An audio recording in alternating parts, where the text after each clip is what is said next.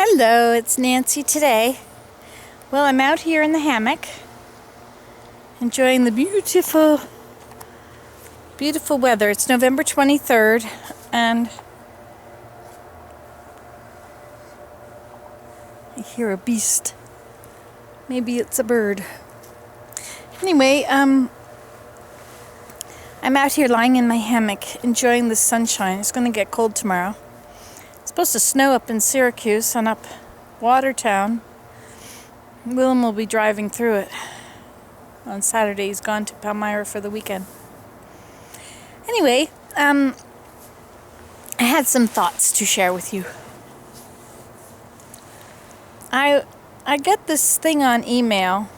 It's from care.com or caring.com, something. Anyway, it's for people who are caring for older people. And it's interesting that I'm actually caring for somebody that's older, my mom. But it said about guilt. It said there's two kinds of guilt. There's good guilt and there's bad guilt. I thought that was interesting. I go around feeling very guilty a lot of the time. Not so much right now, but this is 3 years since my father died. There's a bird over there in the tree. Boy, that looks very much like a hibiscus. Let me just check that out. Where am I looking?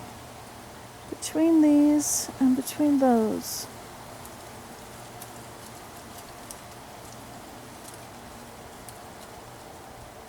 Not quite right there. Somewhere so close to this spot, though. Let's see. That bush is up above it. And then down below. Right there. There it is. That look like a hibiscus flower. Interesting.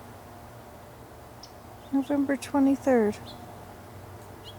Certainly does not look like just a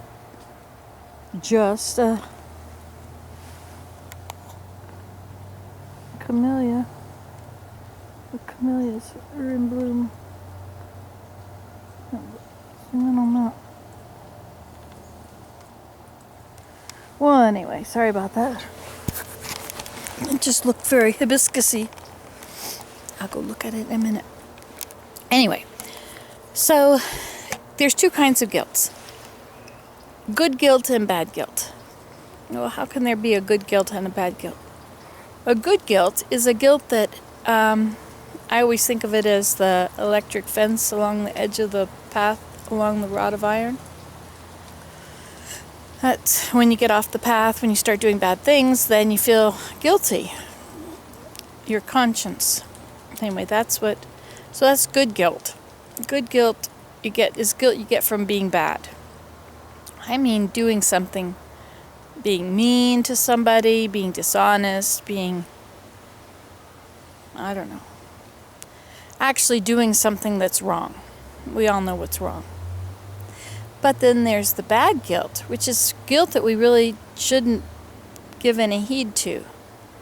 It's the guilt that is when you're having some time for yourself and you're not there for your parent and they might be feeling lonely or missing you or something, but they're safe and they're fine. But you might just be feeling guilty because, well, you know that they're not all that thrilled that you're not there, right? And so you feel guilty because you're taking time off, going for a walk, and when you get back they'll be so having missed you. Where were you? I didn't know where you were when you were coming back. Whatever. But everything was fine and they actually did know, they just forgot. Or something like that. So there's good guilt and there's bad guilt. And as a caregiver, you end up with both kinds of guilt flailing around. I went through the past 3 years feeling pretty much guilty all the time. I felt guilty. Abraham was in his last year of high school. There's a bird up there at the very top. Let's check him out.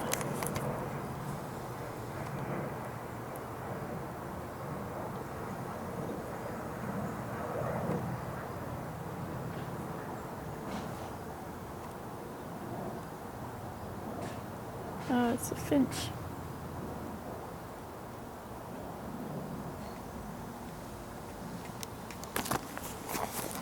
That's the beauty of laying in a hammock. As you can always look up. See what I can see? I'm looking up. Lovely. But anyway, so for 3 years, it's been 3 years now since my dad died. And I guess it's 4 years since I started doing YouTube.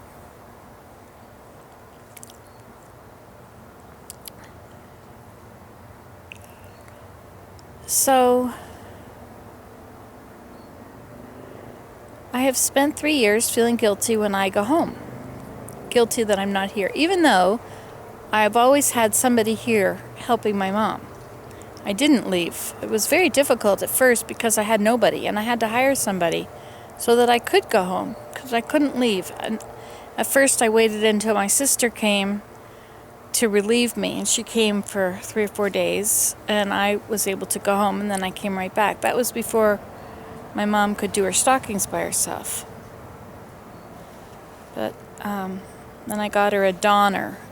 Look it up, D-O-N-N-E-R, stocking donner. Do a search on Nancy Today and you'll see there's a video about how to work it and everything. But anyway, I got one online. They had 2 sizes, depending on the size of your knees. But, so the guilt, I felt guilty because I wasn't with Abraham at home, and guilty because I missed a concert of his. I might have missed 2 concerts. I certainly wasn't there to send him to school every day. But teenagers just generally don't really seem to know whether you exist or not, so it didn't seem to bother him. But I might be wrong, right? Like, I was his mother, and his mother wasn't there. But I did come back and forth and back and forth. I was there, but I wasn't always there. So the next year was better. He went to university, so he stayed in Ottawa. So I no longer had to worry about me not feeding him. He never ate what I fed him anyway, so I felt that I really wasn't very needed. And he was good. He learned to do his laundry and all that. But I knew just having your mother in the house is quite nice, it's a good thing. And I'd always been there their whole lives. I never worked. I never left. So, except I did go on press trips. So there were times that I wasn't there. However, there was always somebody there with everybody. There was always a babysitter. One of the older children was, Virginia was 19 and Ben was 17. And so there's always somebody there babysitting while I was gone. Dad always came home at night. Anyway, but I felt so guilty. I felt guilty when I was home, and I would write things in my journal online. And some very unhelpful people would tell me that I was doing the wrong thing and I should be at home and my children really needed me and it was a terrible thing that I was doing. And then some people would say, it's okay what you're doing. It's a good thing. But it didn't really matter what other people said. I felt guilty anyway. I felt guilty if I was here because I wasn't there. And I felt guilty also because I wasn't experiencing winter. And winter is a dreadful way of life that I've come to enjoy. And all my friends and people back home and my kids and husband, they still had to toil with winter. But because my mother's in Georgia and I was in Georgia. But if my mother was in Alaska, I would still do this for my mother. It just seems to be a really beautiful blessing that goes along with doing this. So, then I would go home, and while I was home, like last Christmas, Virginia came for a month. And I hadn't planned on staying at home for a month. I was just going to go home and stay for Christmas and come back. And so I was gone for a whole month, and my mother was, other than the girl that came for a couple of hours a day, she was very lonely, and I felt really guilty that I wasn't here. And then in the summertime, I left in May and came back it was October before I came back, and there was always somebody here, like 2 hours a day. But I felt really guilty. So I felt guilty if I was here, and I felt guilty if I was there. Then I also felt guilt for sin. right? Whatever I did that was sinful, I also felt guilty for that. But that one, that was easy enough to get rid of because I would just repent, change my life, and I was better. I didn't have to feel guilty for that. But this other guilt, it just seemed to just hang on me. And I met somebody the other day who is doing the same thing for her mother. She was older than me when we were kids. And she lived nearby, and she was sort of in the next generation from me. She was probably, I don't know, 7 or 8 years older than me or something. But anyway, so she's doing the same thing. So she lives in the north, and her mother lives down here, and she comes down here and stays with her mother, and then goes home. Like, she'd come for a month, go home for a week, come for a month.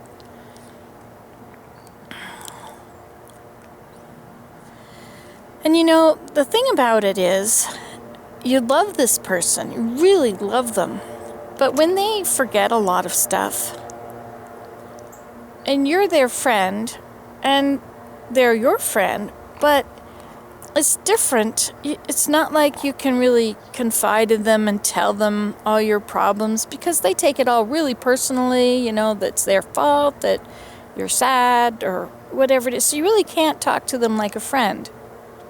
So you've lost that, but yet you still have to be there and be with them. So there's a loneliness.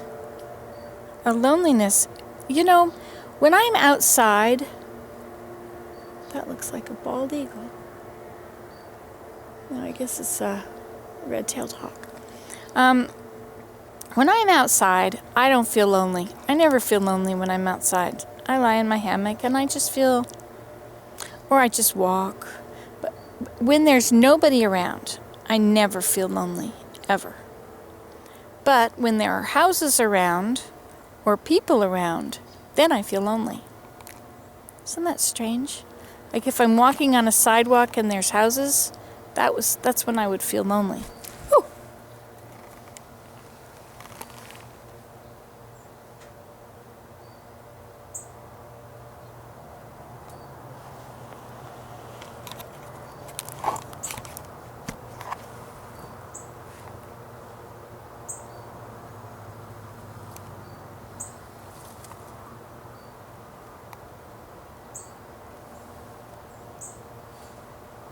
It's a brown thrasher.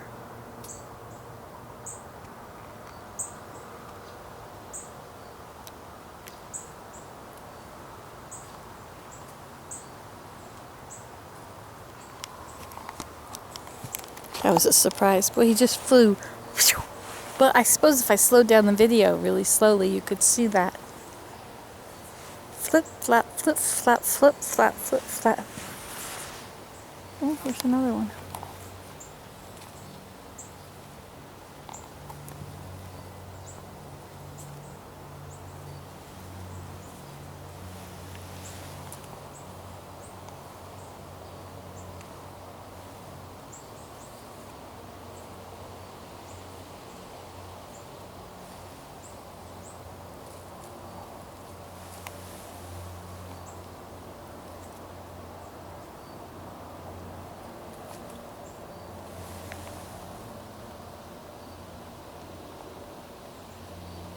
Can't see where he is.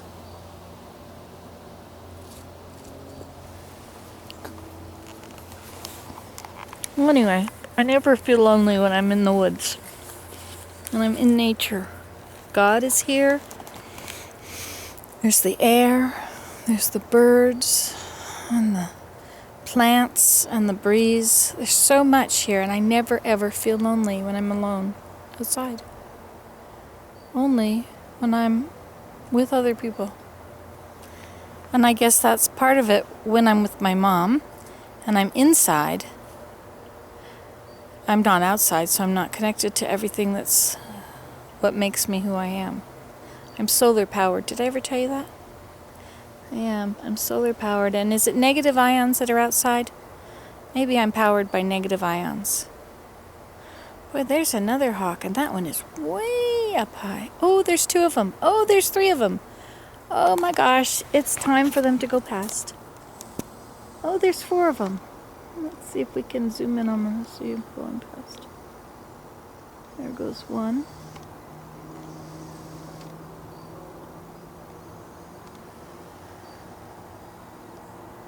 Oh, here comes 3 more, 5 more.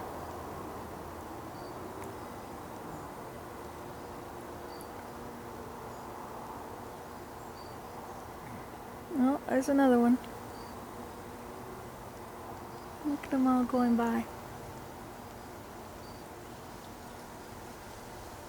1, 2, 3, 4, 5, 6, 7, 8, 9, 10, 11, 12, 13, 14, 15, 16, 17, 18, 19, 20, 21. This is a hawk watch, eh? 21. Those look like turkey vultures.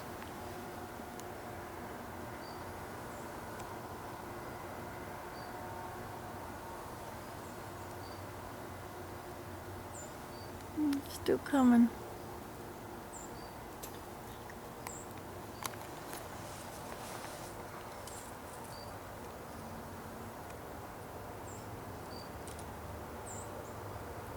Right there on that stick.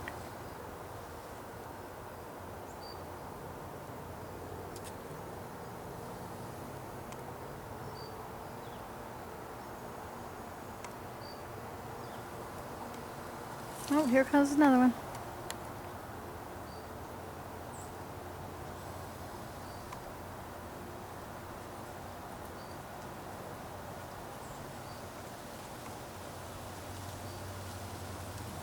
It's gone now. That was interesting. Alright, so Dell, what have you seen in this video? We saw a brown thrasher and a mockingbird and a small flock of turkey vultures and something over there that made a noise in the bushes.